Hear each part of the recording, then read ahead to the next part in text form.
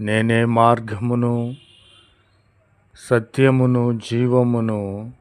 నా ద్వారానే తప్ప ఎవడును తండ్రి యొద్దకు రాడు. ప్రభునామమునకు స్తోత్రములు కలుగునుగాక. ప్రభు అయిన క్రీస్తు వారు ఈ లోకానికి, పరలోకములో ఉన్నటువంటి తండ్రి తన కుమారుని లోకములోనికి పంపించి ఉన్నాడు. ఆయనే మార్గమై ఉన్నాడు, సత్యమై ఉన్నాడు, జీవమై ఉన్నాడు. ఆయన ద్వారానే, ఆయనను పంపించినటువంటి తండ్రి వద్దకు ఎవ్వడును ఆయన ద్వారానే వెళతారు, కానీ వేరొక మార్గమును వెళ్ళరు. ప్రభునామమునకు స్తోత్రములు కలుగునుగాక.